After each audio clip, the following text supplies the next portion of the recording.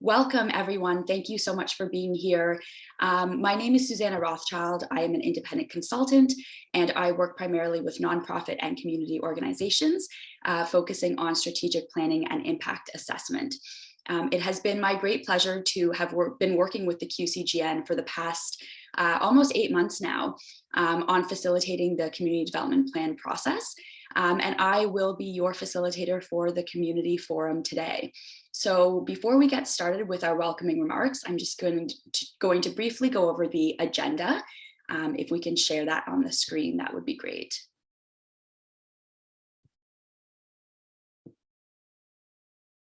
Thank you so much. So we're going to begin with welcoming remarks from the QCGN, from the Honourable Marlene Jennings. And then we will be turning it over to Laura Schnurr, who's the Director of Climate Transitions at the Tamarack Institute for Community Engagement. Laura is going to be doing a quick presentation for us. And then we are very excited. It is not on the agenda because it was a last-minute addition, but we are very excited to be joined by the Honourable Ginette Petitpas-Taylor, who will be speaking to us for a brief time. We don't have very long with her, but we're very, very happy to have her here. We will then follow up with the presentation of the draft of the Community Development Plan, which is what we've been working on for the past around 8 months. We'll do a networking activity that will also give you a chance to discuss the plan with your colleagues, and then finish with some closing remarks. So before I pass it over, I think by this point, 2 years, we're all fairly familiar with Zoom etiquette, but I will ask that you keep yourself muted unless you are asking a question, in which case, please use the raise hand function or simply unmute yourself and feel free to speak up. The chat is also activated, so if you do have any questions that you would like to put in the chat, please feel free to do so. And I think that's it. So without further ado, I'm going to turn it over to the Honourable Marlene Jennings. Thank you, Susanna, and good morning, everyone. We would like to begin by acknowledging that the Quebec Community Groups Network and its member organizations carry out our activities on partially unceded lands and territories, which were the traditional homes and gathering places for many Indigenous nations, whose presence here reaches back to time immemorial. The QCGN acknowledges our First Nations have a long and rich history of occupation and stewardship of these lands that long served as a site of meeting and exchange amongst nations. The QCGN's recognition and respect for the history of First Nations, Inuit, and Métis people is an important step towards building trust and creating and renewing relationships with contemporary Indigenous peoples and community. Now, as you know, since 2005, the QCGN has been a steward of the English-speaking communities development plan, a plan by and for the community. The very first community development plan set out a common vision for the community, supported by intersecting strategies for development. This process informed our key priorities as a community and provided a framework to allow them to be presented to decision makers. Over the last 18 years, as the community itself evolved, so too did our process, so that any organization with a stake in our community's vitality could be represented in its planning process. The proposed plan that we are going to look at today is a document that is years in the making. Since 2018, the QCGN has undertaken a process of ongoing dialogue with community members. Through the Community Growth Plan, a process implemented by the community and supported by the Department of Canadian Heritage, stakeholders have convened and reconvened to build common ground about what makes our communities vital, and from there develop strategies for collective action. At the same time, these discussions have intrinsically informed the internal renewal process of the QCGN itself, which puts in place the necessary mechanisms to ensure that QCGN can respond to what the community requires of us. This process has been driven by the community development team at the QCGN, which until very recently was led by the Director of Strategic Community Initiatives, Sabrina Taran. The main driving force behind this process within the QCGN is Riley Dalys-Fine, Manager of Community Outreach and Engagement, along with Senior Policy and Research Analyst, Andrew Palucci. Every member of the QCGN operational team, however, as well as our board of directors, have provided essential support to this process at one point or another, and I want to thank each and every one of them. More importantly, the community roundtables, which collectively represent 36 distinct stakeholder organizations, are what makes this a truly community-led process. These organizations have taken time out of their schedules amidst a still ongoing global health crisis to take part in several meetings over the last few months.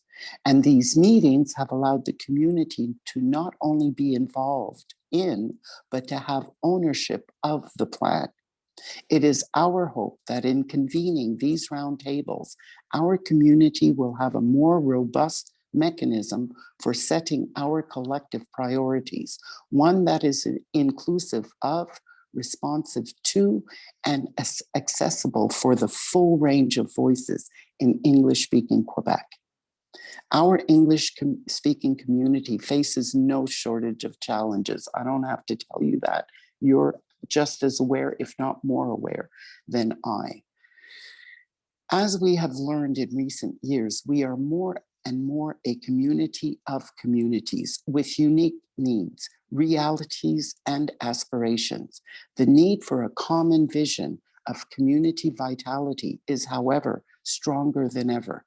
The plan that we put forward frames some of our most fundamental needs, that no decision be made about us, without us, and will help us to achieve together what we cannot accomplish on our own.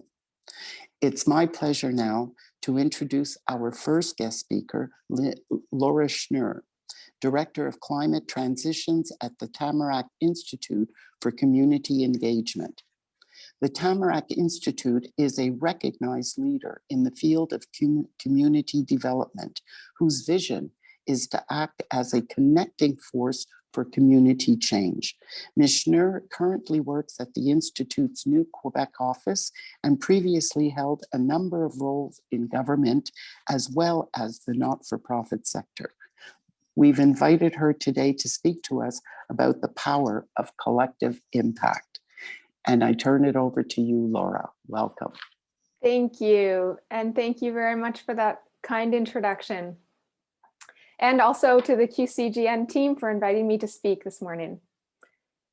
So as an Anglo-Quebecer myself, originally from a small town in Western Quebec, Chelsea, if any of you know it, and now based here in Jojage, Montreal, I can say that the work that QCGN is doing is essential. It's also work that no one organization can do alone. Ensuring the vitality of Quebec's English-speaking community is a goal so big, it can only be achieved through cumulative efforts of all its members and a range of other actors within the broader ecosystem. Collaboration is a must. That's why I'll be speaking to you this morning about collective impact. Let me begin with a story.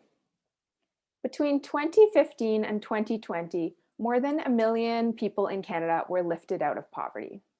Like, let's stop and think about that for a moment. In a population of less than 40 million, 1 million Canadians were lifted out of poverty. How did that happen? Well, a key part of the story is the work that Tamarack's been doing alongside all its members over the past 20 years to end poverty in Canada. So back in 2002, we've been around for 20 years now, and when we started out, we developed an initial network of 13 trailblazing communities across the country that wanted to reduce poverty locally.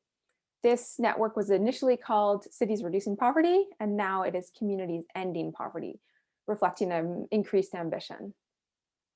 Over the years, this network has grown to 330 municipalities, or communities rather, it's not all municipal actors, represented by 90 regional roundtables that are all looking to develop local plans to end poverty through collective impact approach. Now, of course, this wasn't the only factor that led to these incredible results in terms of reducing poverty in Canada, but it has been a really significant one. And I pulled this quote from a 2019 New York Times op-ed by columnist David Brooks, where he argues that the US should look to the success of this model for its own poverty reduction efforts. He states, about 15 years ago, a disparate group of Canadians realized that a problem as complex as poverty can only be addressed through a multi-sectoral, comprehensive innovation. And he noted that by the time the Canadian government swung into action, because of course in 2015, the feds really prioritized poverty reduction, the whole country already had a base of knowledge and experience. So this is really a foundational piece that enabled some of those government policies introduced to be so successful. So this approach that I'm speaking about, collective impact, is essentially a disciplined form of multi-sectoral collaboration that has proven results for high impact community change. And it has a real emphasis on systems and policy change. The term, by the way, has been around for about a decade. It was coined in 2011 in the SSIR, the Stanford Social Innovation Review. Here's the collaboration spectrum I wanted to share with you. On the left side of the spectrum, on the turf end, you can see there's loose forms of collaboration. So here we see actors that are competing, coexisting, communicating. Right in the middle, we have cooperation. And then as we move to the right, we see tighter forms of collaboration and deeper trust between partners. Here we see coordination, collaboration, and finally integration. We have a red box around the three forms of collaboration on the right side. This is the space where collective impact happens. These are the 5 conditions of collective impact. So key is the common agenda. This is really the shared vision for change. It includes a common understanding of the problem the actors are wishing to solve and a joint approach for solving it. There's shared measurement, which is really about collecting data and measuring results consistently across all participants to ensure alignment and accountability. We have mutually reinforcing activities.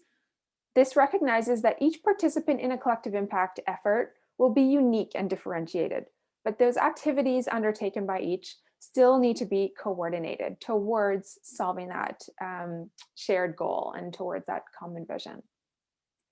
Then continuous communication.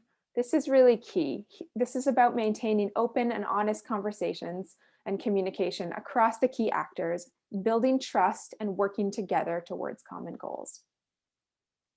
Backbone support is a key factor that differentiates collective impact from other forms of collaboration. The backbone infrastructure, which typically consists of a leadership roundtable and support staff, is key for coordinating efforts of the organizations involved. We're going to look at a couple of these in greater depth. So common agenda, which is just a really foundational element of collective impact. This is once again that shared vision that brings partners together and that action plan for how partners will collaborate to address that issue. So when we think about the Communities Ending Poverty example that I opened with, what this looks like in individual member communities is community partners coming together from across sectors and figuring out what is our shared vision, like likely no poverty locally, or reducing poverty by 80% in 10 years, something really specific. Then forming a common understanding of the causes that lead to poverty and the underlying assumptions as well that are linked to those kind of causes, and then a set of strategies that partners believe can lead to systems change. And alongside those strategies, critical shifts are really important. So partners figuring out what critical shifts might we make that can help us enable the step change rather than an incremental change. Next, I wanted to focus on mutually reinforcing activities. This is about finding opportunities to refine, link, and align existing programs and services across partners in a collective impact effort, so they're helping to achieve a common agenda. So we recognize that organizations will continue to pursue their own activities. It's not about creating a joint activities for everyone all together. There are still individual, but they do need some level of alignment, and they need to be moving towards that common goal, and also filling any gaps that may exist when we look at all the existing programs that are out there. And the third one I really wanted to spotlight is backbone infrastructure, because again, this is essential and differentiates collective impact from other forms of multi-sector collaboration. So it often includes leadership roundtable, dedicated staff, and action groups. And I share this quote with you: the expectation that collaboration can occur without a supporting infrastructure is one of the most frequent reasons why it fails. Related to the backbone infrastructure is the notion of collaborative governance. This is a formal or informal agreement in which participants representing different interests are empowered to make decisions or recommendations to a final decision maker. And so often we think about resources. We think that if we had more financial resources, we could solve our most pressing challenges. We do need resources, but even more important than that, we need community leadership. And so I love this quote: given the task of rejuvenating a region and the choice of 50 million or 2 million and 20 committed leaders, we would choose a smaller amount of money and committed leaders. I'm now going to share with you a couple of examples of collective impact in action. So the first is the Montreal Collective Impact Project, CIP, or you may know it as Projet Impact Collectif, PIC, and the second is Ganawage Collective Impact. So the first one is the PIC. So as I said, you may be familiar with this. This began in 2016 when 17 Montreal neighborhoods were selected to receive funding through the PIC to apply collective impact to the goal of reducing poverty locally. Centraide was a key organization in this, and often people are associating the PIC project with Centraide, but there were a number of actors involved. The fundamental principle of this project and the design of it was that local neighborhoods should be empowered to pursue strategies to end poverty that are designed by and for the community.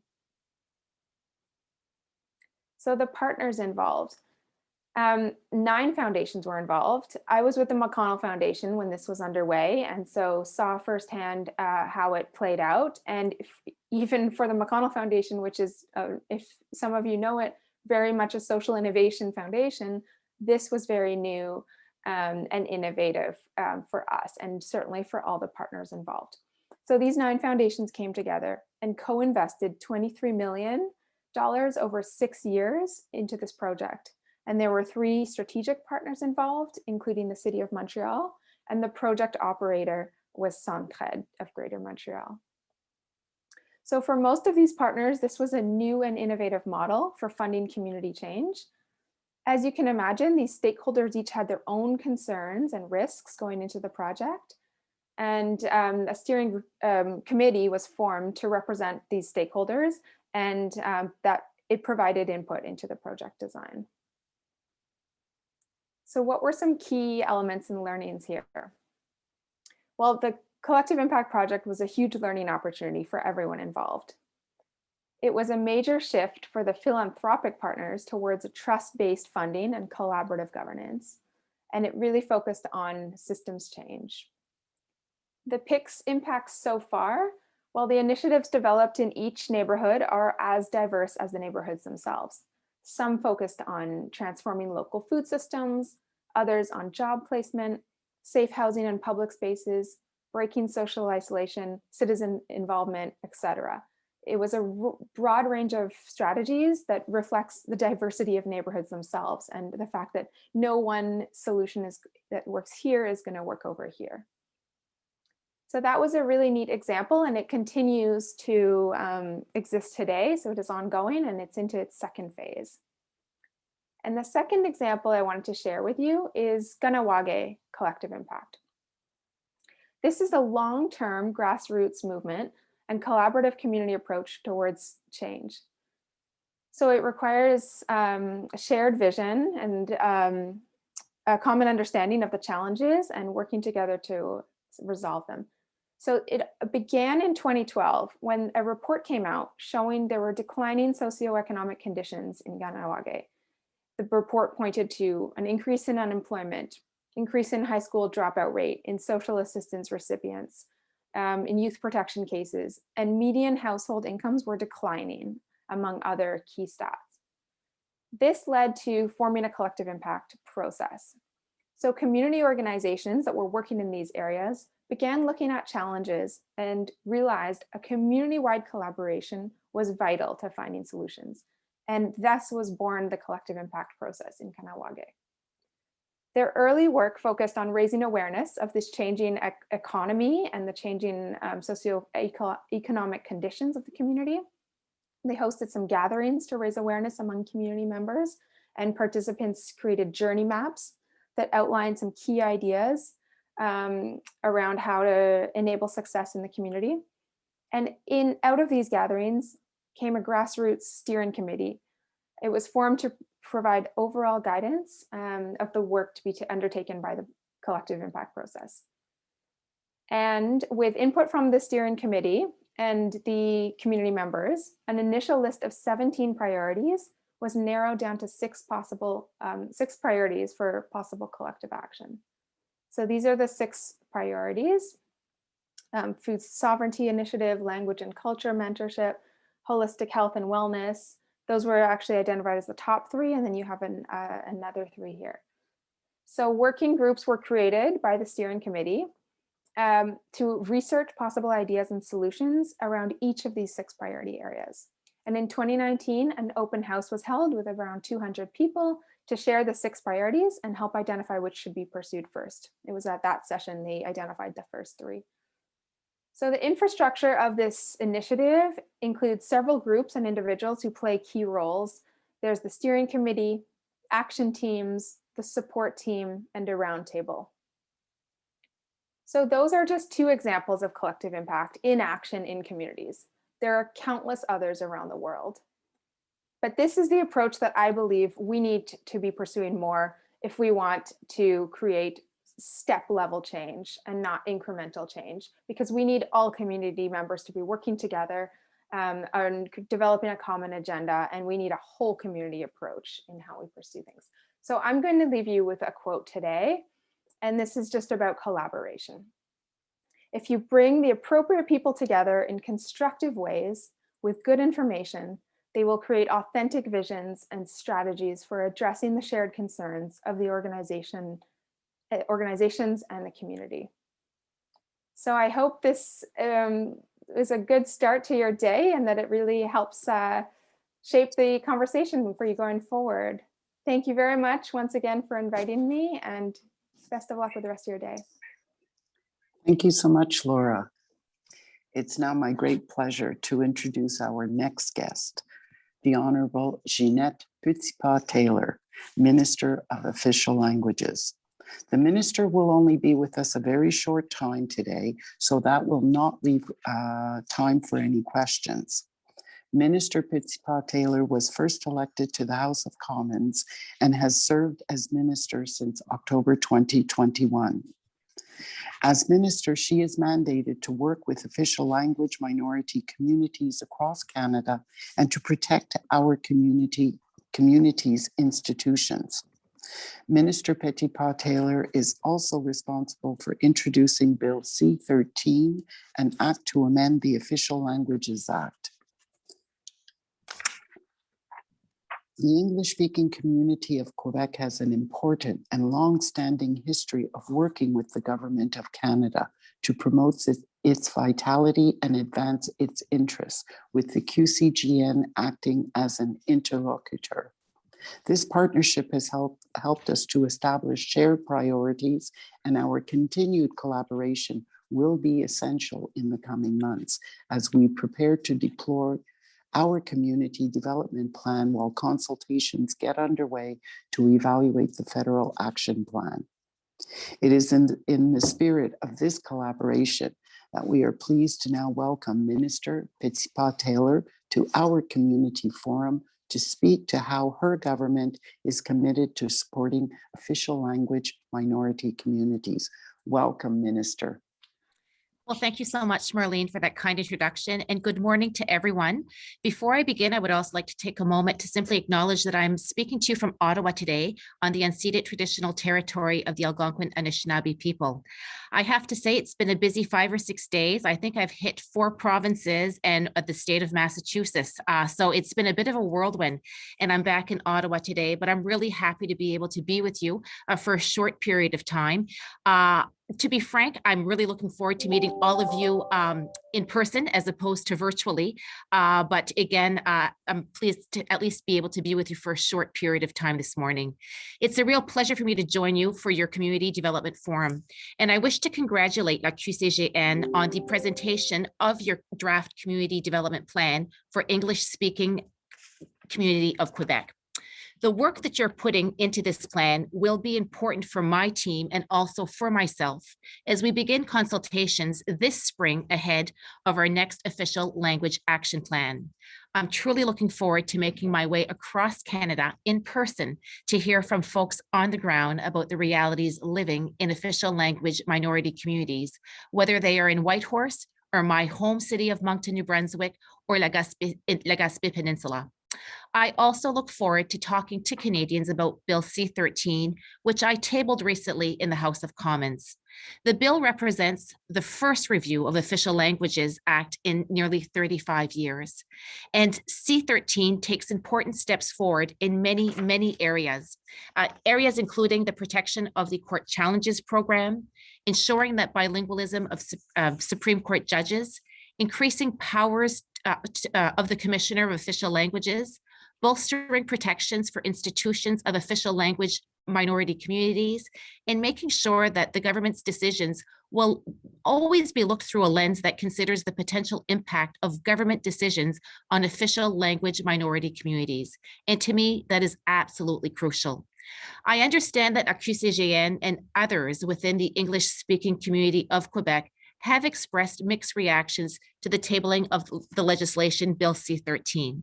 And I also acknowledge that there has been quite a bit actually, of anxiety within the community more generally concerning proposals from all levels of government.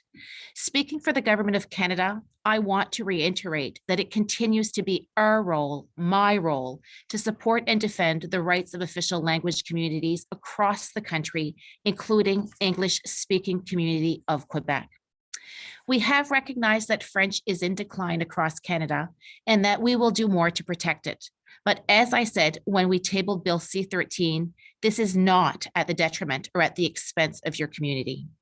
Our commitment to support the vitality of English-speaking community of Quebec remains, and your draft Community Development Plan proposes priorities that really line up well with the ongoing work that we're doing.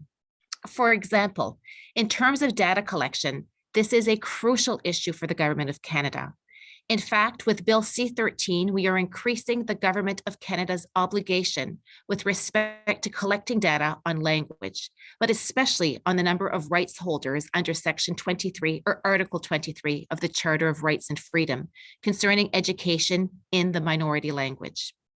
The 2021 census included new questions on the issue for the first time ever, and we look forward to the data that will yield. In terms of representation of linguistic communities within federal institutions and with respect to Part 7 of the Official Languages Act, our government has been engaged in productive discussions with QCGN through the Treasury Board Secretariat to try to improve the situation on the ground. This will hopefully lead to positive changes and additional opportunities for the community. Finally, I acknowledge the references made in the draft plan to the funding levels of English-speaking community of Quebec. As I mentioned earlier, I will have the opportunity to meet with Canadians from coast to coast to coast in order to hear from them about what the next action plan will look like. For me, one thing is really clear. To fully implement the measures in C13, we will need new resources and new programs to follow. And I will need your ideas and your help to make that happen. Before I end my remarks, I want to thank QCGN for its work in gathering the community for today's forum and for its productive engagement with the Government of Canada on many, many issues. I truly want to say thank you. It will be a pleasure to continue working with you and working together as we move things forward. I also wish to apologize for not being able to stay longer today, but I'm heading directly to the House of Commons following these remarks, as Parliament will be receiving a very special address today from the President of Ukraine, President Zelensky. While this is one of my first opportunities to engage directly with English-speaking community of Quebec as minister, it will certainly not be my last. I really look forward to meeting with all of you in person in the coming months ahead. And once again, thank you for the work that you do day in, day out. I look forward to working with all of you. Merci beaucoup. Thank you.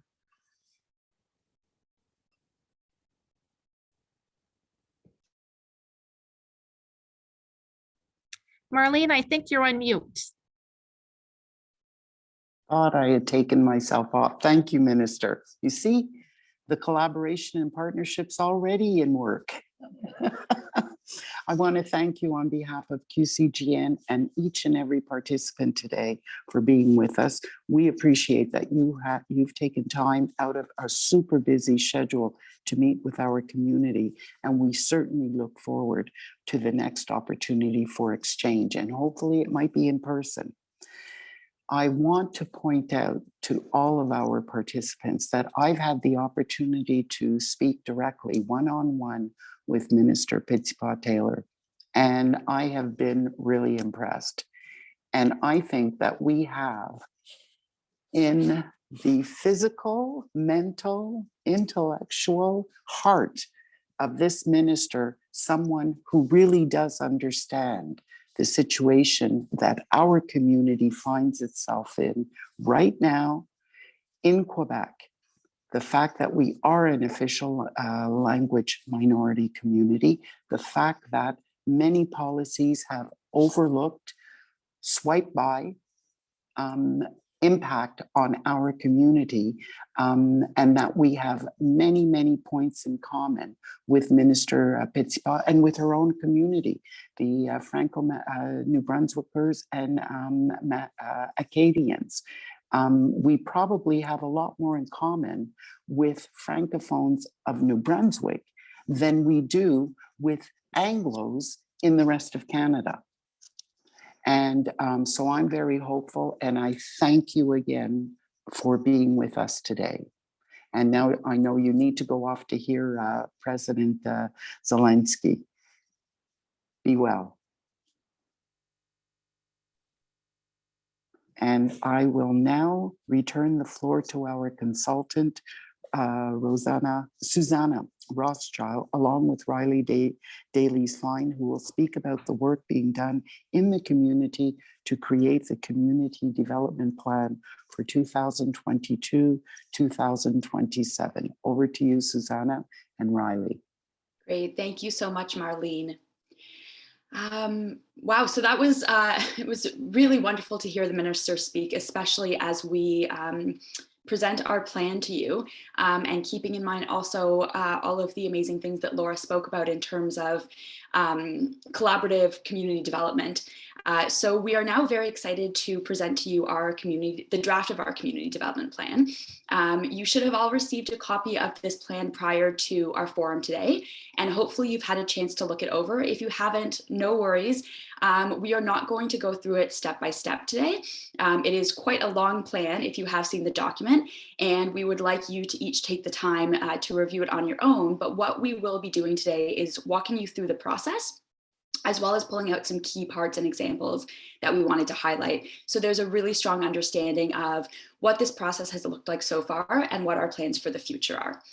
So I'm going to start, before I turn it over to Riley, I'm going to start with a brief overview of this entire process, how it began, and where we are now.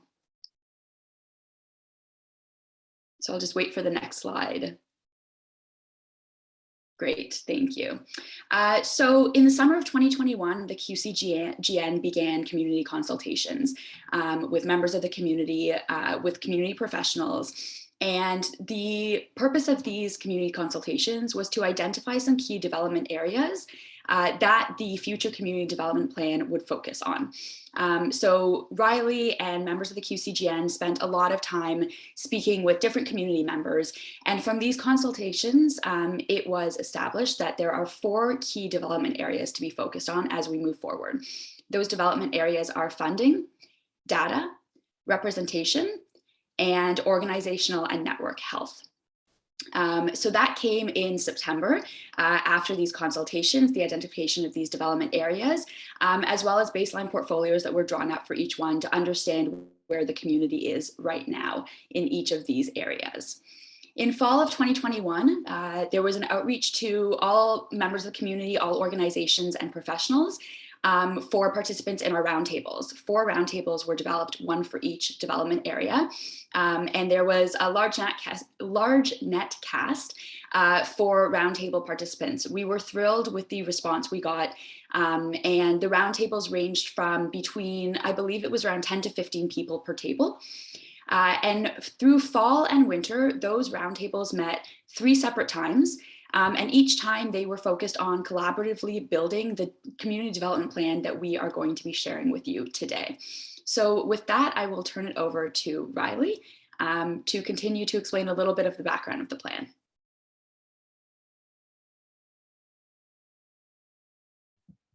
Thank you so much, Susanna. For those of you who do not know me, my name is Riley Dalys-Fine, and I am the Manager of Community Outreach and Engagement here at the QCGN. My primary responsibility is to oversee the process of bringing together the community in our community development planning process. And through that role, I've had the great pleasure of working with Susanna to develop these models and to find ways to continue to engage more and more members of our community in a truly reflective community development plan for the English-speaking community of Quebec. What we're going to, before we get into the plan, which is of course a very exciting moment for all of us, I'd like to speak a little bit about why we're doing this. A number of organizations have worked very, very hard to meet with us over the past several years, and especially in the last few months. And it's important to understand why that is.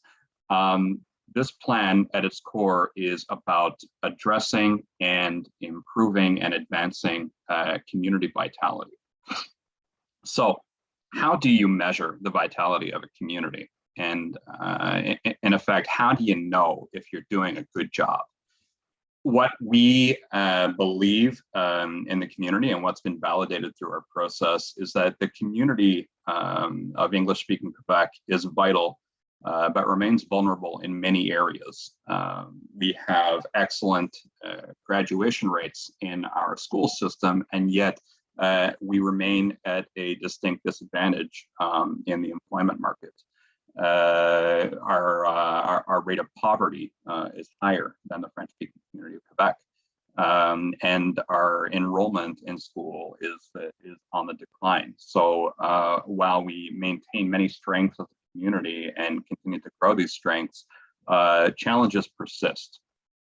What you're looking at here is an interpretation of the vitality framework, which was essentially developed as a tool to support federal institutions in fulfilling their obligations under Part 7 of the Official Languages Act, which is to enhance the vitality of Canada's linguistic minorities. This is a framework that was developed, therefore, by the Government of Canada in collaboration with community stakeholders and experts in the understanding of vitality. And what they put together is an evidence-based framework to guide interventions, to determine who is going to play a role in carrying out these interventions, and to ensure that they are in line with the actual challenges that are faced.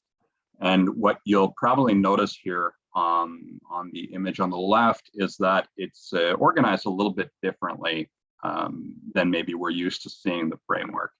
So rather than simply list the factors, I wanted to organize them in a bit of a model that can demonstrate how these factors can be used. And if anyone works in the health and social services, you may recognize this as kind of the basic layout of what's referred to as eco-mapping. So essentially, the way that works is the circle in the middle is the focuses on the individual, and the concentric circles that expand outward correspond to different layers where the individual interacts with their immediate as well as greater environment. And the reason that I did this was these are tools that are used to guide interventions. And in our case, when we look at the individual's environment, you can also look at the immediate linguistic community, so the community that we're a part of in English-speaking Quebec, as well as the broader Quebec society. These are themes that came up repeatedly in consultations, the need to act on all of these factors in order to have a truly vital community. So this demonstrates the interrelatedness of these factors, why our challenges can't be addressed solely on any level, and we really need to act on all of them, not in isolation of one another.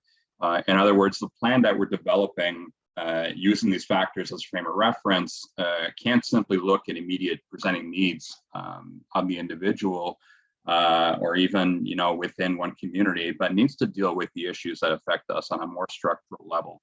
And in that sense, it also provides a way of looking at how community development and advocacy are intrinsically linked, which is an approach that we've been taking through the roundtables. So now that we've established that the federal government has this framework for understanding how communities maintain and advance vitality, like any intervener, they need a thorough understanding of what the community's needs are in order to assume that responsibility. And that has to come from the community. Currently, this is enshrined in an agreement between the community and the Department of Canadian Heritage. And this is where community priorities have historically come from. The community priorities are identified by the community as what is necessary to secure a more vital and sustainable future. The current set of priorities was developed in 2012 following extensive consultation with the community. And you can see the 6 here: access to services, community building, economic prosperity, identity and renewal, leadership and representation, and strong institutions. A question that I frequently receive is the process that we've developed with the roundtables, does that replace the community priorities? The immediate answer is a resounding no. These remain priorities, and we're not anywhere near deprioritizing any one or the other. The work that we did with the roundtables is really meant to be complementary to the factors of vitality as well as to the community priorities. These were used extensively in determining where the development work is needed. And by developing the community in those areas, we strengthen the factors and we build capacity in the community to achieve our priorities. So why do we need a community development plan to do all this? Well, it's an opportunity, as I think the minister made very clear in her remarks. It's an opportunity for us to engage in a meaningful way, not only with the federal government, but with any level of government and any decision-making body that supports some facet of community vitality. We can start with the action plan for official languages, and this is a map that we put together to kind of demonstrate sort of where these resources play out. Canada's action plan, as many of you know, is a framework that's used at the federal level to fund programs supporting official language minority community vitality. And the way it works is the plan operates in 5-year funding cycles. It's currently in its 4th cycle. And since the first year of operation with that plan, way back in 2003, 2004, since that year, the global allocation to official language minority communities has increased by $1.6 billion. Currently, it represents a $2.7 billion investment over 5 years in community vitality. And in the most recent iteration of the plan, the English-speaking community has seen increases, notably a $5.3 million dedicated fund for community projects, which many of you, of course, are familiar with and possibly receive funding under. Why this is especially important right now is that the Community Development Plan has historically served to correspond to the federal funding cycle and is a critical tool for enabling the community to have a common platform and message to deliver to federal funders. The current plan proceeds by a few months. The upcoming evaluation of the federal plan that's in effect right now, as well as consultations that are going to get underway this summer, which will inform the next planning cycle for a federal plan that will take place between the years 2023 and 2028. Then if you look over to the Quebec side, there is an unprecedented investment in community vitality by that government as well. In 2017, the government of Quebec created the Secretariat for Relations with English-speaking Quebecers to address challenges facing the English-speaking community. Before the Secretariat was created, there was funding available to the community from the province, but it was limited, targeted through very specific envelopes, and systemically did not include organizations with a mission to serve the English-speaking community of Quebec. The Secretariat has changed that landscape in some regard by providing an important piece of infrastructure that did not exist before, facilitating connections between community organizations and the Quebec government. This can help to close gaps in services and policy that exists at the provincial level. However, the Secretariat is still in its first cycle, and in the time that it's been operating, the community did not have a concerted action plan. So this means that there's a great deal of potential here for growth and for the federal and provincial support and the community response and engagement to dovetail quite nicely. So then what do we do? So we've actually been in this process for a number of years under what's been termed the Strategic Growth Plan, which establishes a process for the community to exercise collective control over the resources that are given to it through repeated consultation, as well as needs assessment.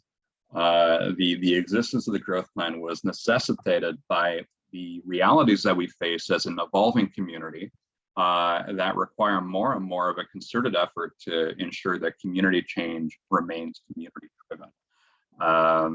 So what we were able to do was, starting in the winter of 2020, just before COVID hit, we began by identifying a broader list of stakeholders than we had been in touch with before, who might have a say in what community needs are. From there, we issued a broad survey on community needs, which kind of funneled into more targeted consultations, and then finally to the 4 community roundtables, which we're going to speak about in a moment. And what's important to take away from this is that at each step in this process, this process that really went step by step, we kind of put another building block into our community development process that we're going to propose today. So we initially gained a bit of a shared understanding of community vitality. We applied that to the gaps that we've observed in public policy. And then we were able from there to develop the common ground, which serves as a really important foundation for the framework that's in place right now, which was developed for collective action. What this framework does is it synthesizes the opportunities for capacity building and networking to also meet immediate needs of the stakeholders that are involved in the process, while also providing the opportunity for stakeholders to come together and work on something that's bigger than ourselves and to be reflected in that. And that's the collective action piece. Through our consultations, we observed many common challenges that were being articulated to us around funding, around the retention of personnel, around the organizational capacity and performance requirements, as well as a need that was expressed time and again for stronger grassroots advocacy effort and the need for a collective leadership that was more connected to the grassroots base of organizations that provide services and represent the community in all its facets.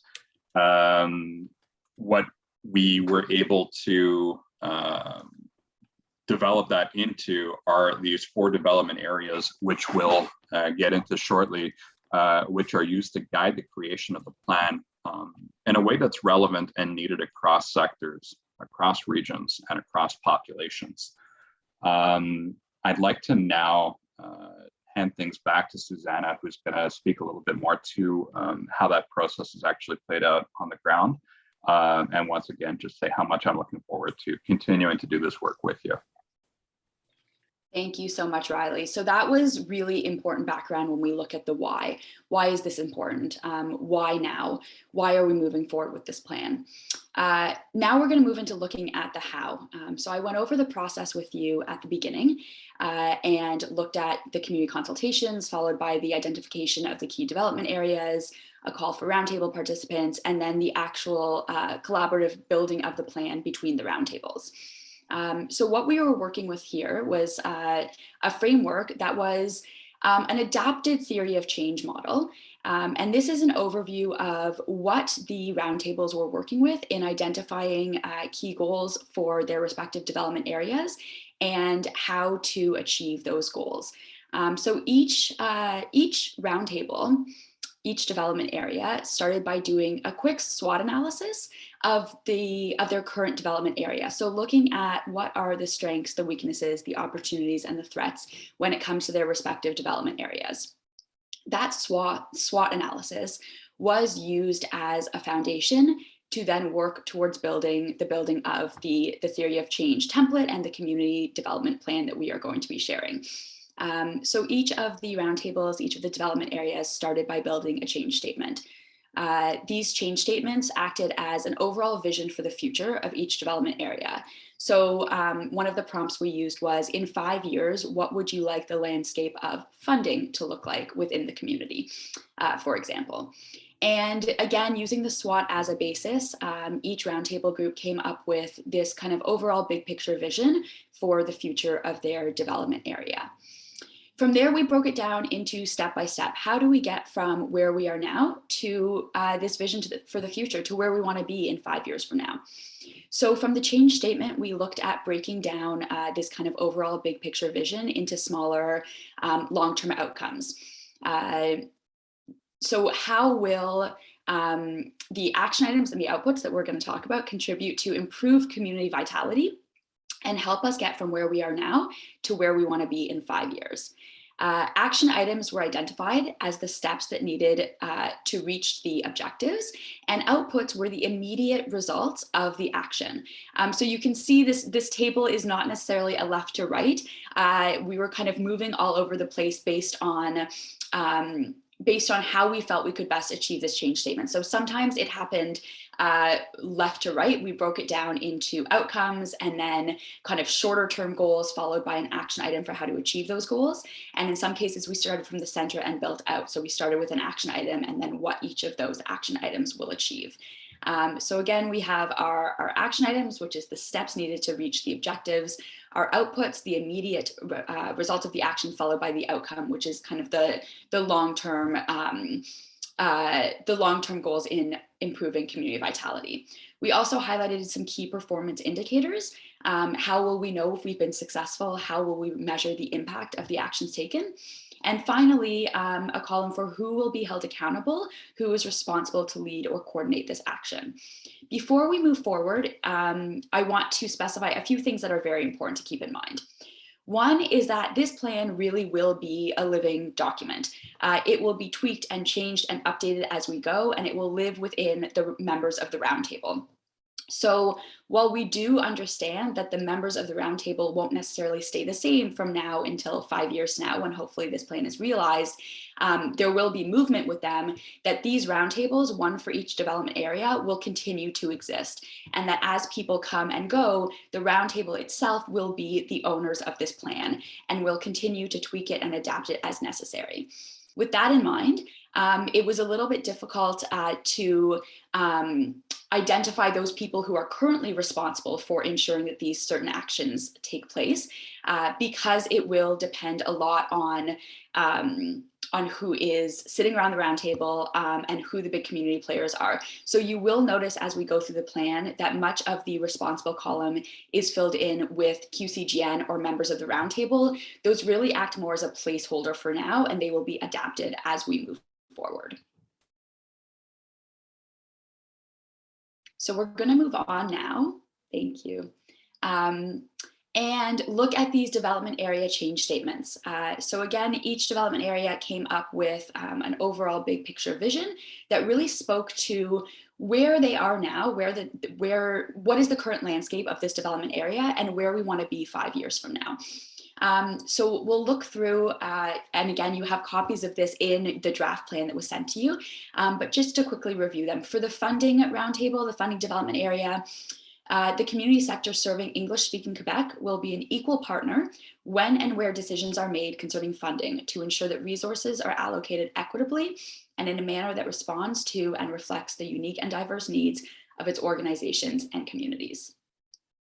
When it comes to data, our goal for the future is that the community sector serving English-speaking Quebec will cultivate a sustained ongoing capacity to collect, analyze, and share information, qualitative and quantitative, necessary to more deeply understand our community.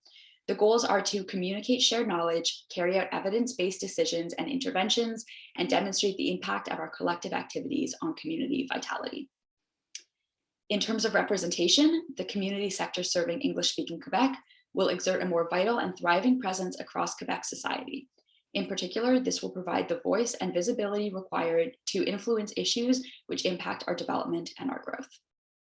And finally, in terms of organizational and network health, the community sector serving English-speaking Quebec will improve its capacity to carry out mandates, programming, and activities in order to foster a culture that encourages collaboration and overall inclusion. So while you see that each of these change statements are very specifically catered to their respective development areas, we hope that what you also see is kind of a weaving of the development areas together. A lot of these goals are quite similar in many ways, in that they all, work to ensure a successful and thriving community in the future. There was a lot of, as you can imagine, there was a lot of overlap between the roundtables in areas, outcomes that we wanted to focus on. And some of the work that myself and Riley at the QCGN were doing behind the scenes was to make sure that there was not duplication, so that it's not two development tables working on the same action items, the same outcomes, but that there was thoughtful overlap so that the roundtables can work both separately and together as we move through with this collaborative action of the plan. So we're going to move on to the next slide, which is where you are going to see an example of what this plan looks like. So each roundtable, each development area had its own its own section of the plan. And we have pulled out one example from each development area to review during this process. Again, you all have access to the complete plan. It is much longer than this, but we wanted to take a minute and just highlight some key outcomes from each of the development areas. So for the funding roundtable, one of the key outcomes that was identified was that all levels of government, as well as other funding partners, become increasingly aware of community needs, and that allocations increasingly respond to and reflect these community needs. So some action items, you can see here, there were 2 action items listed for this outcome in order to ensure that this happens. We will start by producing a comprehensive documentation which outlines current funding realities, as well as the development of a proposal for a shared database that identifies key contacts within public and private funding bodies.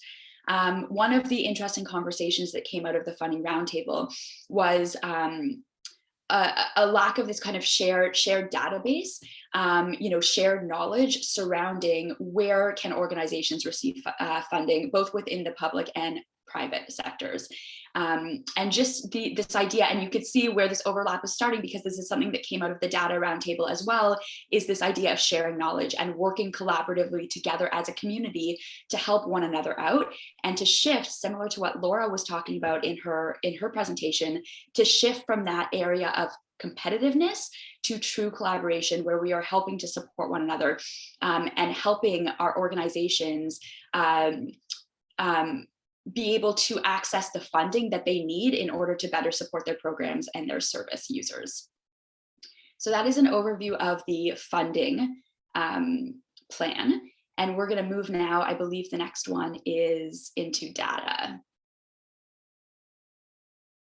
Yes, so here now an overview of some of the key outcomes for the data development area. And this was really looking at the collecting and sharing of information as an effective platform for mobilization, and that it leads to desired policy or funding shifts, using our data to further push forward the work that we do and to access more funding and policy that reflects the needs of our community. So in terms of action items, we're looking at examining the feasibility of a model for an ongoing environmental scan that integrates common objectives across the 4 community development areas, as well as to identify themes for additional data collection. This is quite a big project, but the idea is that in the future that there would be shared knowledge and data across the entire community that we can, similar to what I was discussing on the funding side, that we can use to really validate the needs and the requests for changes in both policy and funding. So we're going to move on now to the representation roundtable, representation development area, where we spent a lot of time talking about how do we increase representation at all levels of government, which will lead to improved access to services and government information for English speakers. And again, the action item, again, you'll see a lot of similarities. It's all about sharing information, working together, and here specifically the creation of a systems map that details the ways in which decision-making structure currently includes and represents English-speaking Quebec. So really making sure that there is true representation at all levels, and that this will help lead to decisions that serve the English-speaking community, because it will be driven by proper representation in all of the necessary places to be making those changes when it comes to services, government information, policies that is provided for English speakers within Quebec. And finally, we'll move on to organizational and network health, really looking at the vitality and the success of the community as we look forward over the next 5 years. So overall, looking to strengthen mobilization of the community to defend and promote common interests. And this would be done through the development and it will be done by developing and providing informative tools which focus on rights to access English language services in specific sectors of activity, such as really focusing in on education, health, and employment, and providing the community with the tools needed to be able to access these services. So again, that was really just a very basic overview of some of the key outcomes, action items of the plan. And we didn't take time to dive into the key performance indicators, but again, please refer back to your the plan that was sent to you for the details on all of that. One of the things, again, that we really wanted to point out here is that these are mutually reinforcing outcomes. These outcomes really speak to one another, and the action items also play off one another. So if we look at the outcomes that we just discussed for each of these development areas, you can see again that there is connection between all of them. It's really looking at bringing community members together, building shared tools, building shared databases, using kind of their shared knowledge to further the vitality and the success of the community. So you might be asking, what happens now? We've put together this plan, we are presenting the plan. And so I'm going to take a few minutes to just outline what the next little while looks like in terms of making sure that this plan gets started and that we start to work towards our goals as soon as possible. So in today's forum, the next steps after we allow time, of course, for questions, will be a quick poll to validate this process. And when we talk about validation of the process, Riley's going to get into this a little bit more when he shares the poll with you. But we are looking at you to validate the process we've used so far, which is the identification of the development areas, the roundtable process, and the development of this plan. We recognize that not everything can be communicated in a quick Zoom poll, and we want to give all of you the chance to share with us your feedback on this plan. So following the community forum today, there will be a follow-up survey that will be sent out to all community forum participants so that you can further provide us with your feedback on the community development plan. Please feel free to share with us if there's anything you think is missing from the plan, if you have any suggestions for how to move forward, what you are most excited about, and where you think the challenges might lie as we move forward. Those surveys will be sent out. We do hope you each take the time to fill them out. It would be very helpful to us. And once we have received all of that feedback, the roundtables will come together and all of that feedback will be shared with them. So we will have a chance, they will have a chance to sit and to think about that feedback. We are also going to be breaking off into breakout rooms today following this presentation, and all of the feedback that is collected through those breakout rooms, your facilitators will be taking notes, and that along with the survey feedback will be shared with the roundtables. The roundtables will then go back to the draft plan and they will tweak it and adjust it based on the feedback that they have received from all of you, making all of the necessary adjustments. And finally, we will move forward in the implementation of phase 1 of the plan. So what we have shared with you is really an outline of the action items and the outcomes KPIs for phase 1. There will be ongoing roundtable meetings throughout the year to make sure that the plan, that the action items are actually happening. That will be, of course, supported by the QCGN. And finally, there will be the implementation of an evaluation process in order to assess the success of the plan in each year from now until the end of the 5 years. So that is a basic overview of our next steps. And I think we are now going to open up gallery viewing and open up the floor for questions or comments. Riley, I don't know if there's anything you want to add before we move on to that. No, I'm excited to get to the questions. Actually, I know that this event is a long time coming, so I'm really keen on the chance to engage. I just want to, reiterate that what we've looked at, it is a proposal that is subject to, as Susanna explained, a couple of steps of community validation. So I would like for people to keep that in mind, that we're still continuing to work on this with you. So with that said, let's open the floor. So any questions either about the process, the background, or the content of the plan that was shared with you today? We have a question from Lorraine. Go ahead, Lorraine. Hi, everybody. I've been very pleased to be involved in this process, I think more or less from the beginning on the data roundtable. And I wanted to compliment QCGN and Riley and team for a very organized, thorough, like really comprehensive process that in its parts and in its whole. So congratulations.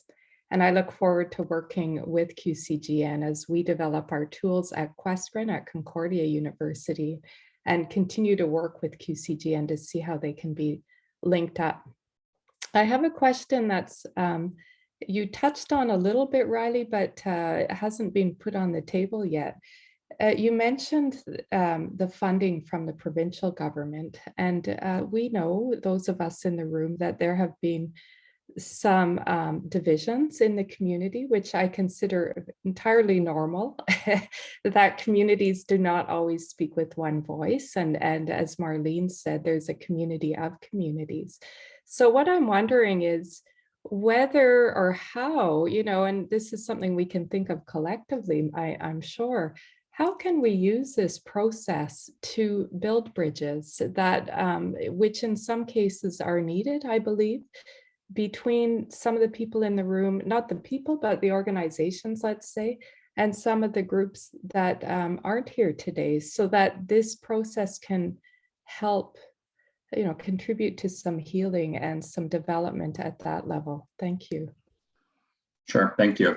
No, it's an excellent question, and it's one that I think there's no secret. It's one that I've given a lot of thought to personally throughout this process, and had a lot of discussions internally and externally with respect to the divisions in the community that's being worked on within the QCGN. There is a lot of conversation happening around understanding not only where those divisions stem from, but what steps need to be taken in order to address them.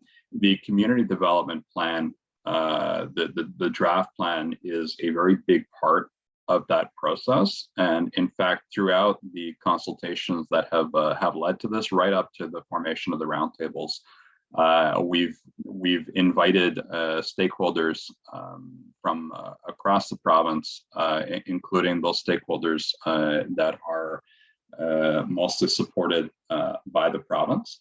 And we've seen significant engagement. There are members of some of these groups that are on the call. There are groups that are part of those networks that have taken part in and built the community development plan via the roundtables.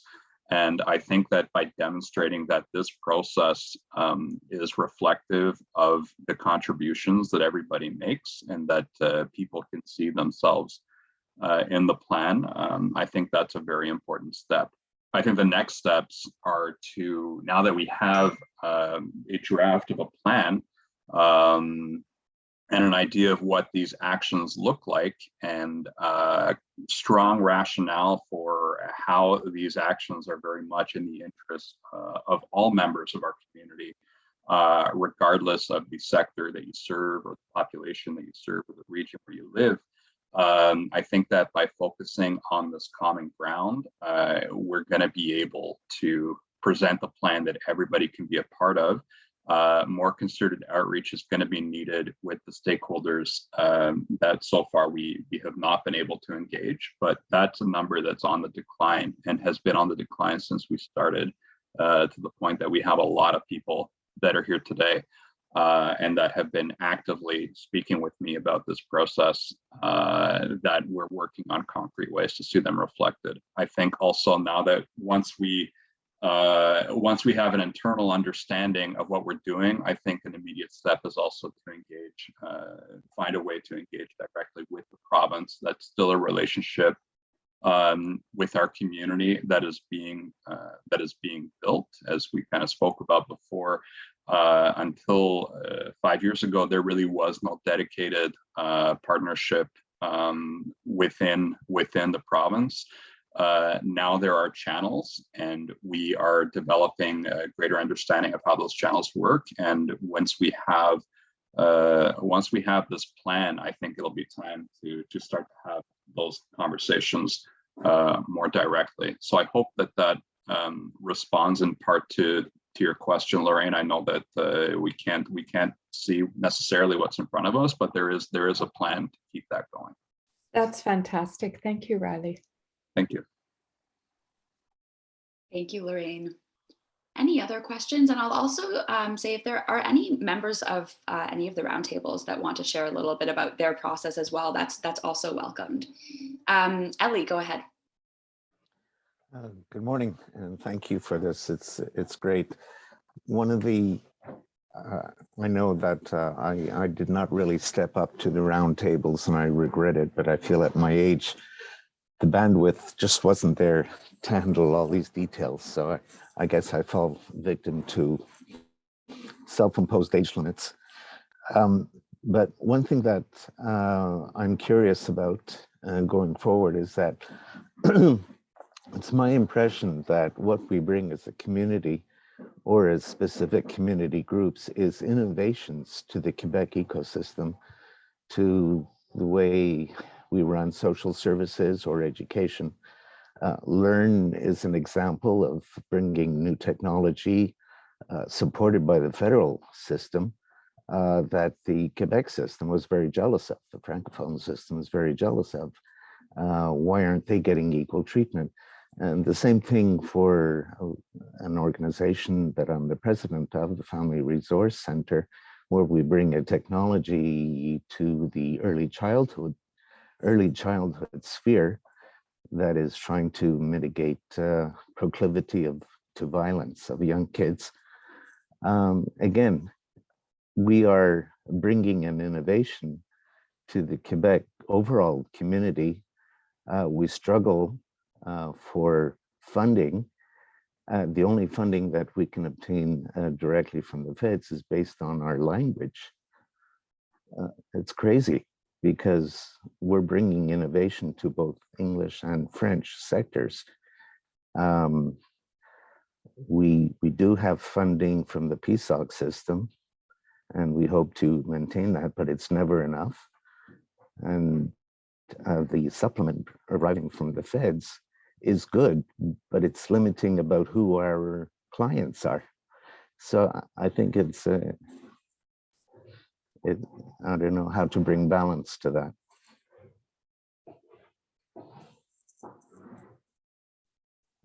Yeah, no, those are excellent points. And like I said, Ellie, I know that you had to miss one or two roundtables, but to me and to all of us, I think you were still, your presence was actively important. You don't really do yourself justice with your the comment that you kind of prefaced this with. You know, you're hitting on some systemic issues there, right? It's something that we've kind of discussed repeatedly at the funding roundtable. This kind of sense of like an organization opens a window and they close the door, right? And you're constantly being required to fit into these different boxes. None of us have the solution, but what we've outlined in the plan is building a stronger dialogue with the funders around these very real challenges and documenting the impacts that these requirements can have. There's opportunity here now that we've identified the themes and the outcomes that we want. There's an opportunity to really dig into those envelopes that you mentioned. PSOC is one that I've been familiar with from before I was involved in this community. I worked in Montreal, and I worked for an organization that was funded by PSOC. I served on the board of another one. I'm very aware of the challenges that exist in that. You know, it's an example of challenges that you see across the board. You see it in other sectors. It's not just in the health and social services sector, but you know, you're required to really deliver something with a health focus, and there's not maybe as much of a consideration for what you know very well as the determinants of health, and how the programming that you provide at the Family Resource Center and at countless other organizations in our community can have on health outcomes. So I think that demonstrating those relationships, and I think that this plan is going to be a few good years of really building a much more cohesive portrait of the community. And I think there's going to be a lot of clarity that can come out of that.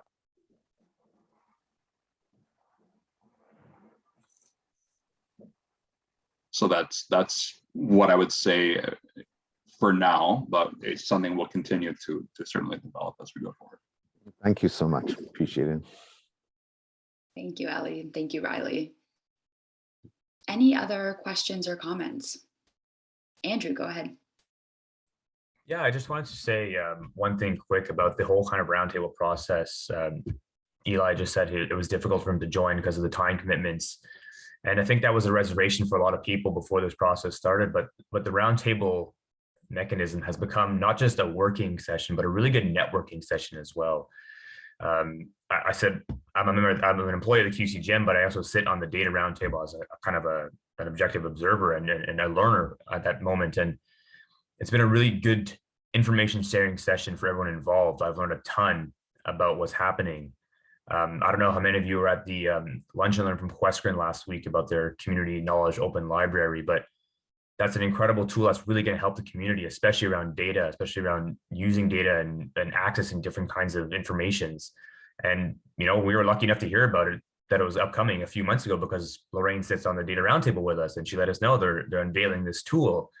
And even we got to hear about the differences in data usage for different community groups. So we have someone who sits on the roundtable who's from a smaller organization, and just let it be known that, some of the data that we take for granted in bigger organizations that we know off the top of our head, they don't have access to. So it's been a really interesting information sharing kind of process for everyone involved. And I hope people, if they're intimidated by joining, it's not intimidating at all. It's actually a lot of fun. We sit around and talk about interesting topics for an hour to 2 hours, and it's really helpful going back to your work afterwards. So. Well, thank you for that, Andrew. And on that note, I know I had spoken about this in the presentation, but these roundtables they're open. There is going to be change to them. We acknowledge that people cannot commit to sitting on a roundtable for the next 5 years.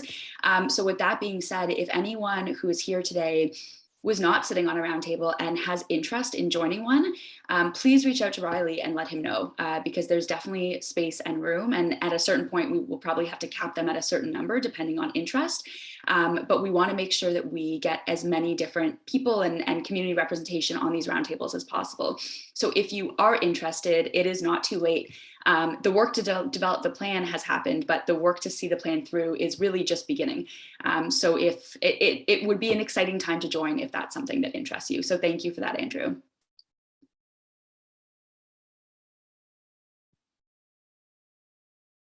Any other questions, comments about the plan, about the process, or any comments from any of our roundtable members?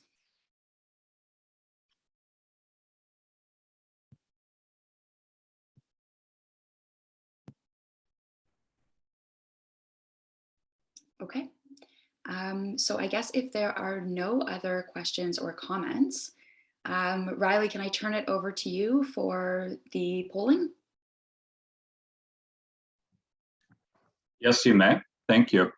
Thank you for your questions as well. And if you ever have other questions or would like to think about this a little bit more, maybe you have a lot of thoughts right now, but can't quite express the question that's coming to mind.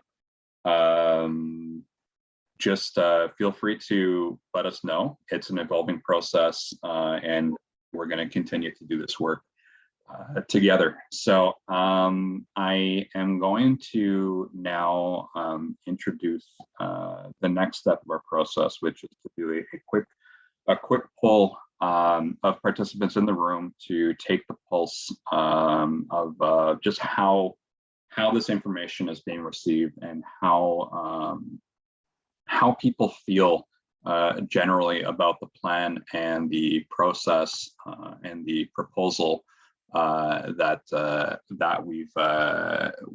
we've given today. So before we launch the poll, I'll speak a little bit more to the process. Susanna did speak about this earlier.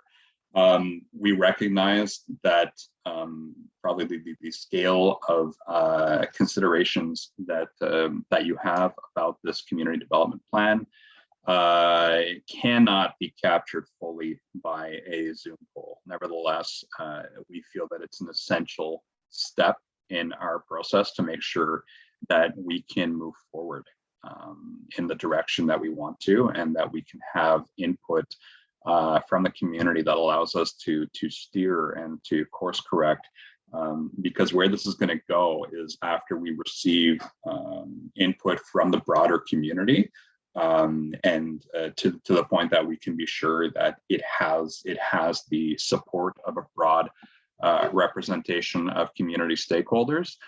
We will be then implementing that plan, not finalizing the plan because it's still going to be a living document, but we'll have some clarity and hopefully a mandate for these roundtables to also continue to oversee and monitor the implementation of the plan. So we're going to put the poll up in a second, but I want to remind everybody that the validation that we're going through right now is not limited to this polling exercise.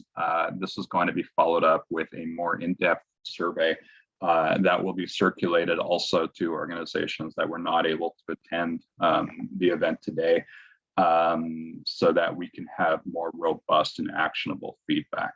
So you see the poll is on the screen. If anybody does not see it, please let me know. And we'd like to just ask that if you're here on behalf of a community organization, that you respond to these questions to the best of your abilities. Feel free to request any clarifications.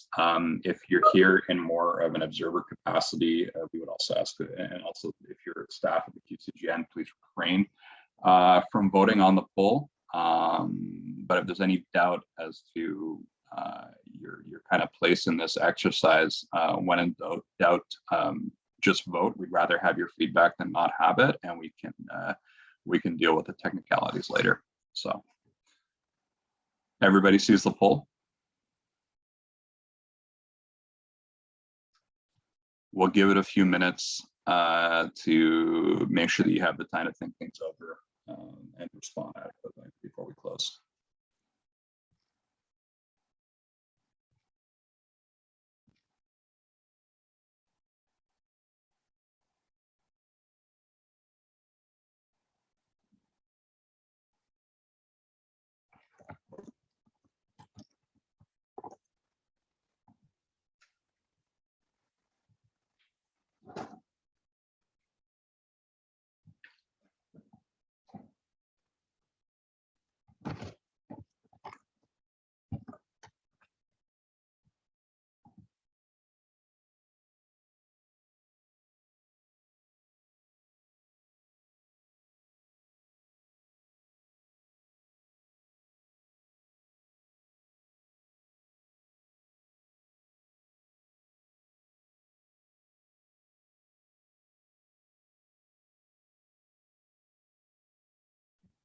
We got a raised hand. Roger? I have a question, not so much to the poll, Riley, but I don't know if I want to wait until everyone's had a chance to finish the poll before I ask my question. It's not about the poll itself, so. Well, no, if you'd like to go ahead, ask. I'm happy to. I was just curious. I was thinking, as you know, as you were talking earlier, I was just wondering. Obviously, with Minister Petitpas Taylor on the call today, obviously it shows, you know, the active engagement of the government, both federally and obviously provincially. We have engagement as well. And I was just kind of wondering, what is the sort of understanding or rationale behind reaching out, or are we reaching out beyond the current government of the day? as you know, governments change. So are we making an attempt to reach out beyond the current government in power so that when there is a change that we have influence and we have connections already made with other political parties who may have a different vision for Canada or some of the work that we're doing so that we have the best chance of success? I'm wondering if that's been thought about or if that's being done. Yeah, it has been thought about and continues to be thought about. It's something that we deal with at the roundtables. There's obviously a difference between administration and the government and the political leadership in government. Both are dealt with kind of separately. There are actions that you'll see in the plan that look at how we can develop some of these links. I also, Sylvia Martin LaForge, who's the Director General of QCGN, is in the room and can probably provide a bit more context to that. But I would say in a very broad sense, yes, that is certainly being thought of. Sylvia, if you're there, if you want to add something. Yeah, so the QCGN is nonpartisan. And so we work with, at the federal level, we certainly work with all of the parties, and within the Official Languages Act, there are forums for us to work with all parties. So, for example, at House Committee or the Senate Committee, you have a baked-in opportunity to tell them what you think about this, that, and whatever. And so, that's been ongoing for years. And so we meet at, the NDP, the Bloc, the Conservatives at these committees. At the provincial level, there is less of a tradition over the years, but everybody's working on that to be able to, from a nonpartisan perspective, have the priorities of the community well understood. So, for example, even in the latest advocacy efforts in the QCGN around Bill 96, we do speak to all parties, whether they be Quebec Solidaire, the PQ, the CAC, and whatever. So at the political level, yes, it's baked. It's pretty baked in. At the administrative level, with government officials, the deputy ministers or the assistant deputy ministers, there is also opportunity. So yes, but this plan, everybody, often people ask, whether at the political level or at the administrative level, can we see the plan? So our plan was outdated, and with this terrific work that's being done with priorities, and what's so important, and I have to say this today, in 2012, we had a great plan. You saw the priorities, but we hadn't gotten so far as to develop the KPIs and how to demonstrate that there was progress in the vitality of the community. And this is terrifically important in the work that the roundtables have done. So I went a little broader than your question, but the work that you've all been doing will help in the dialogue, in the nonpartisan dialogue with the Conservatives at the federal level, or the NDP, or here the CAC, and even Quebec Solidaire, or the ones that don't have a really good understanding of the English-speaking community. This provides that foundational piece of work. Thank you for that reply, and just sort of an overall commentary. I'm relatively new to this network process, and I want to express my appreciation and support of what's going on. I think it's an excellent initiative that will, I think, serve us all really, really well into the future. Thank you. Thank you so much, Roderick. So I see we're going to go to a question from Kimberly, and then we're going to move on to the networking piece of the forum. So Kimberly, go ahead. Yeah, just like a question, I guess, and in terms of, and I know we didn't go through the KPIs, and maybe they're there because we didn't mention our feedback in the roundtables. I'm representing an organization from a region and probably one of the most revitalized regions in Quebec. Just the report that was published by Yes showing like our unemployment rate is probably the worst. And what I find through this process, and some address that healing between that we have to do as networks, but to have the regions kind of in the consideration of how much and how little, I would say, the equitable access to service. And I do think there is a predominant difference that we're going to have to find a way to measure. And I don't know if you have a KPI designated just to that, but I really think in order to address the disparities, that's going to have to happen.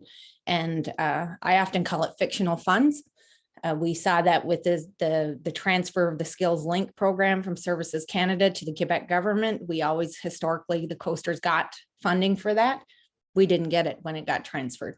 So, you know, like we have to find a way that we can monitor this. And then the federal government, in my point of view, has a responsibility back for government transfers that are coming in to Quebec. And when we're talking about regions like ours that have these, like the whole economic transfer of money, in my point of view, and all of the employability measures, all of the stuff that is attached to our economy, needs to really be prioritized and almost unpacked, because I don't even think we know where all the funds are going. Economic Development Canada is one, Services Canada is one, Industry Canada, all the government transfers from the NSERC and SHIRC for all the research dollars. We have a lot of concerns, and I think our statistical numbers show why we have concerns, and we've been lobbying strong for that. And I think that's a lot of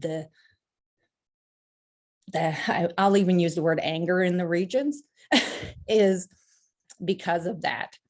You know, our numbers keep getting worse, and it just feels like people aren't listening.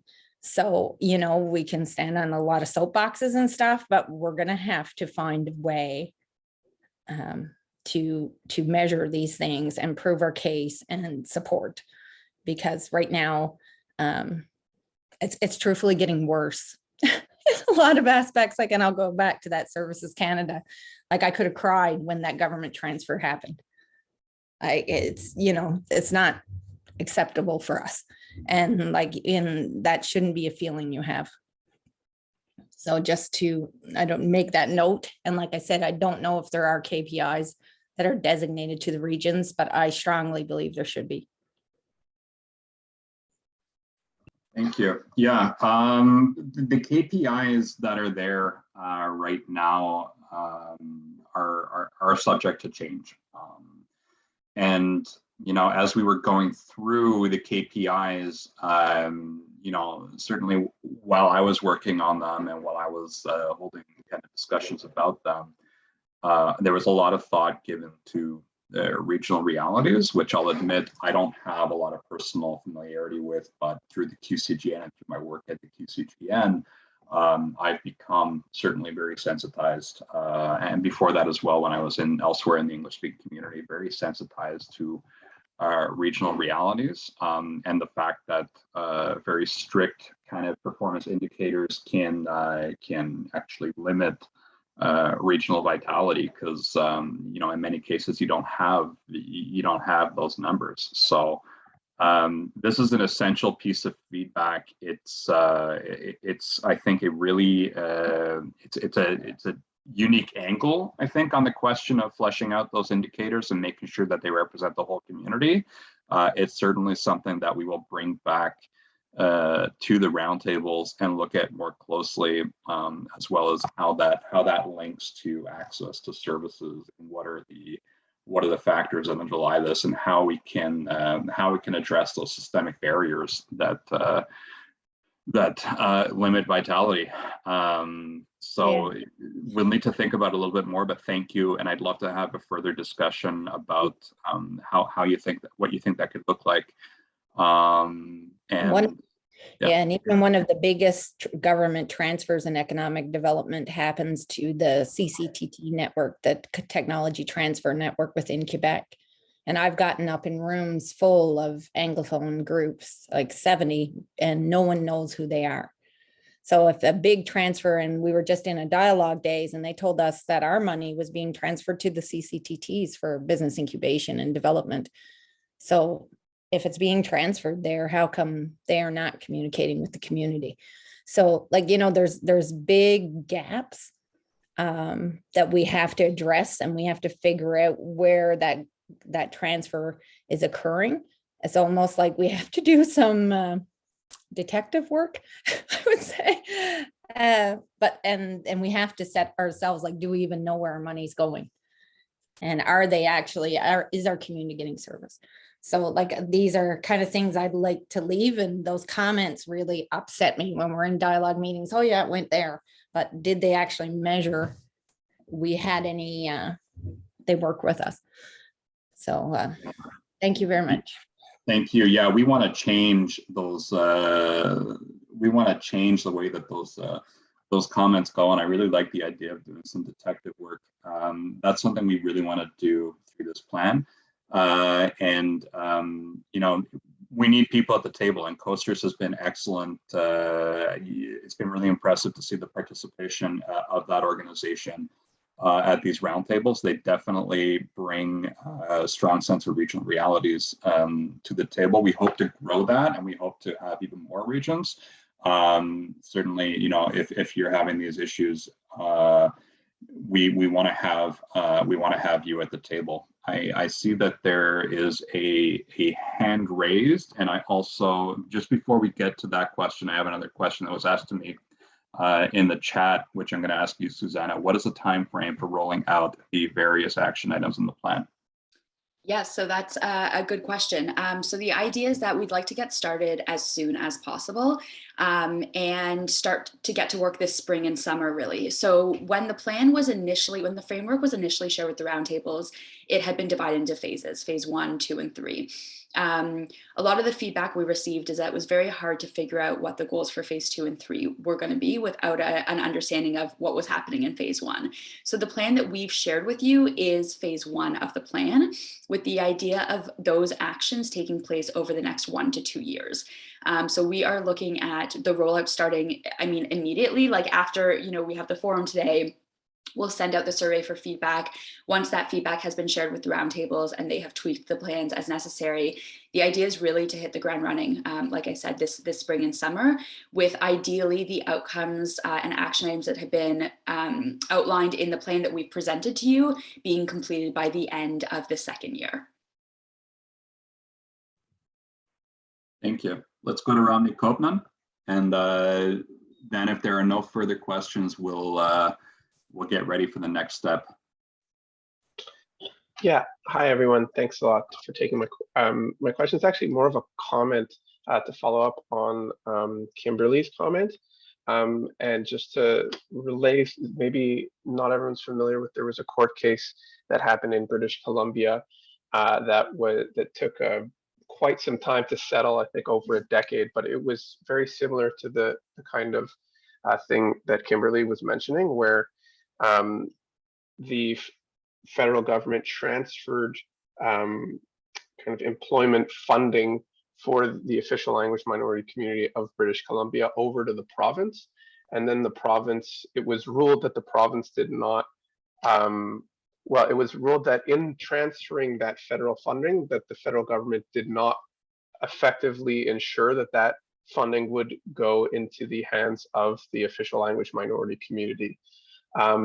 So that ruling came out in January, and it was the Office of the Commissioner of Official Language, which is the organization that I work for, was involved in that court case. And a question that's kind of arose out of that is one of the reasons that modernizing the Bill C-13 was kind of delayed a few weeks when it was supposed to come out last month. So that if that kind of thing is happening to the English-speaking community of Quebec, then it's really important, I think, for us at OCAL to be aware of it. And if people have more examples of that, I'd be really happy to kind of follow up on that, just so that I can relay the information to my organization. Thank you. Yeah, I'm very surface level familiar with the events that you're talking about, and it's something that we certainly do a lot of work on around at the QCGN. I think absolutely creating more knowledge about how these challenges manifest. That's an essential part of our process, and it's something that we are ready to look at. And I see Stephen Thompson, my colleague at the QCGN, has actually posted a link to that decision. Yeah, just see a lot of, yeah. This is Kimberly. We could give you dozens. Fantastic. So could sit and give you dozens and dozens, and we've actually applied for funding knowing we were getting refused just to build our case. So so we'll go through all the work just because at some point someone's going to have to do something.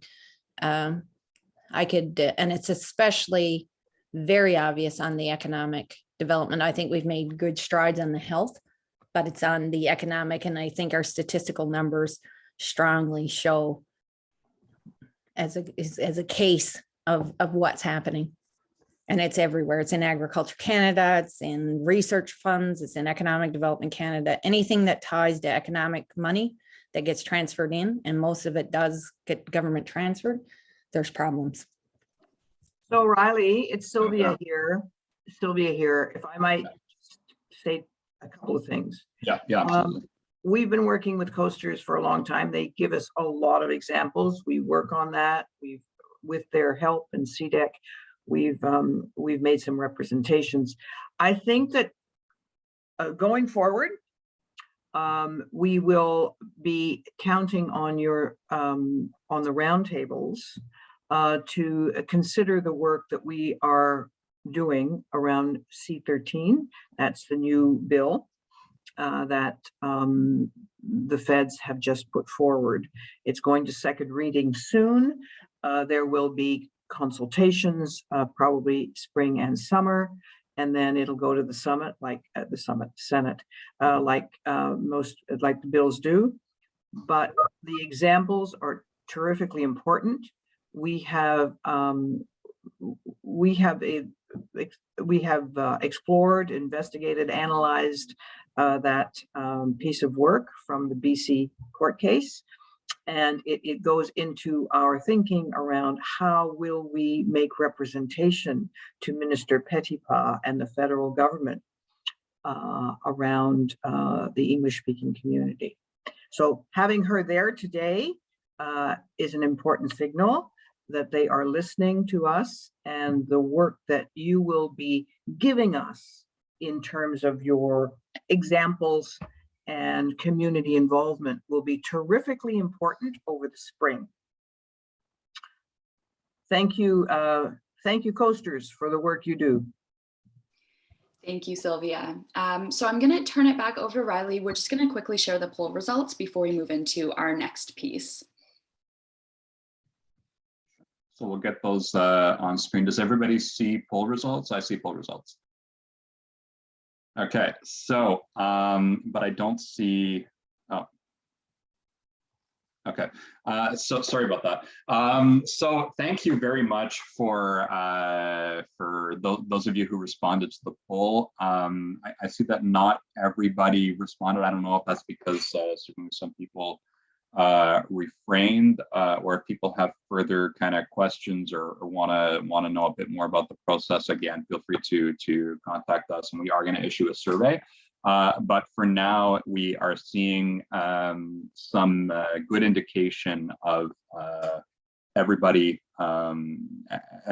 having a being in support of some of these principles that are being shared. So the question of to what extent do you agree, disagree with how the community development plan is being created and implemented, we can see that 73% of respondents strongly agree, with 18% somewhat agreeing, with 9% neither agreeing nor disagreeing. So at all times, it's a total of 44 respondents. To the question of, do you think the actions outlined in the plan will benefit English-speaking Quebecers? Again, 73% say a lot, 18% say a little, and 9% are not sure. And do you think that the roundtable process is a good way to foster and or improve cooperation among community stakeholders? We have 98% saying yes, with 2% saying no. So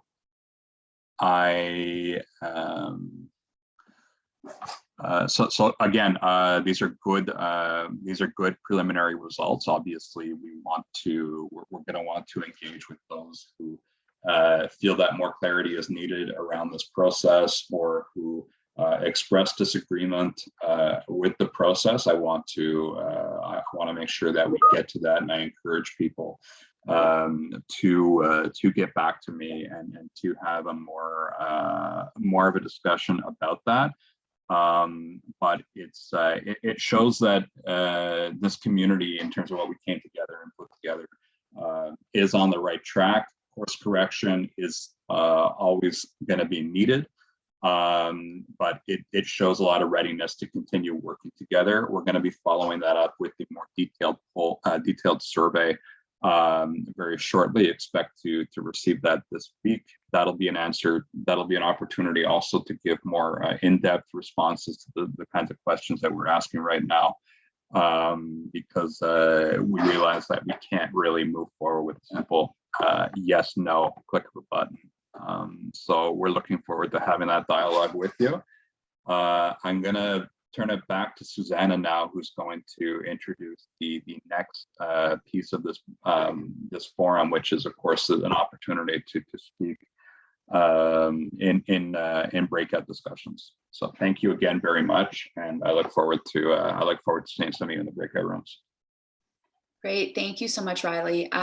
So in keeping with what Riley said about the importance of continuing to have conversations about this plan, and to talk it through, whether it's with your team, with your colleagues, or amongst this group of community professionals that are here today, we wanted to give you the opportunity to do so.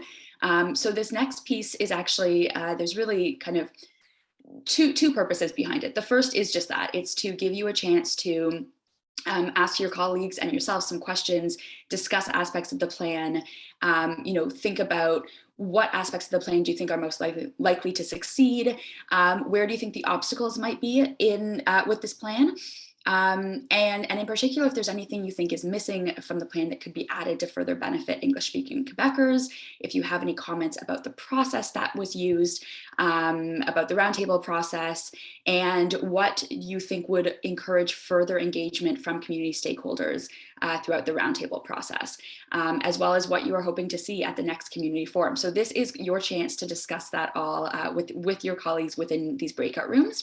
The other piece is something that Andrew touched on when he was talking about, his experience in the roundtable, and that's just to give you a chance to connect with your colleagues, with other professionals working in the field. Throughout the roundtable process, so many of our participants have said that's been some of their favorite parts of being part of the roundtable. So we wanted to give you that opportunity to do so now.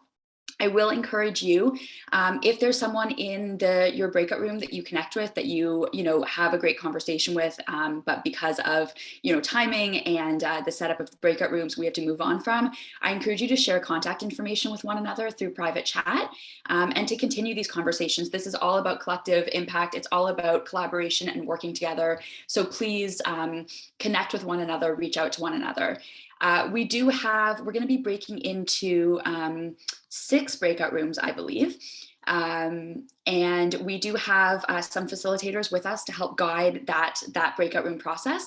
So myself and Riley are going to be 2 of those facilitators. And I also would like to introduce Laura Fraticelli, John Moyal, Fiona Keats, and Adri Lukacs, who will be facilitating the breakout rooms as well. So you will be sent off into the breakout rooms. We're going to pull you back in 25 minutes, and then we'll just do a little bit of a wrap up and we'll be done for the day. And so if we can have those breakout rooms open, I look forward to seeing you there and seeing you back in the main room when we're finished. So we are out of time for today. I just want to briefly kind of outline the next steps. Like we've mentioned several times, there will be a follow-up survey that's going to be sent out, and we do encourage you, please do fill that out. We would love to hear your feedback. That feedback and all of the notes taken during these breakout sessions will be shared with the roundtables, and the draft of the plan will be tweaked as necessary taking into consideration all of that feedback that you have provided. And the roundtables will be reconvening in the spring to do that. You can expect a full up-to-date plan within the next few months, but we are not going to wait until then to start working on these actions. So the roundtables will be getting to work. We will be pushing for these action items, and we are excited to get started right away. So I just want to give a really big thank you to all of you for being here today. I really appreciate you taking the time. It's been a really long and wonderful process working on this plan, working with the QCGN and all of the roundtable members. So a huge thank you to all of the roundtable members and to Riley for just a ton of work behind the scenes as well, facilitating this process and putting the plan together. And also a big thank you to our facilitators for helping us out today. So I'm going to turn it over to Riley for one last closing remark. And yes, just a big thank you to everyone. This has been a wonderful process. Sure. Thank you, Susanna. Thank you, everybody. There's not a whole lot more to say. I realize that we're past our time. I want to say thank you once again to everybody who took the time to be with us today. I hope that there was, something was learned from this experience about what the community process, what the community development plan process is. I was really happy to see a couple of people in the breakout room express interest in being involved in the roundtables. So I want to reiterate that the door is always open there, and we are very interested in welcoming new faces and some new blood around the table. There's a question in the chat about the next community forum. I'll get to that in a sec, but what we're going to really do right now is the thoughts that were shared with us at the forum and at the breakout rooms is going to be packaged into something that the roundtables are going to be able to use to course correct going forward. At the same time, we'll be able to share that information with the community.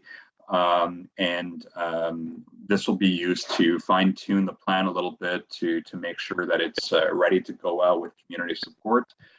We're aiming to have another gathering in the fall where we'll be able to do a check-in on the plan itself to kind of evaluate how the progress is going. We're going to continue to work together with the roundtables to develop the tools that are going to be used to evaluate that progress so that we'll have something to share with you all in the fall. Until then, I hope that you reach out to me. I hope that you continue to talk to one another. And very much excited to continue this work with all of you. Thank you again. Thank you so much, everyone. Have a great afternoon. Thank you. Bye.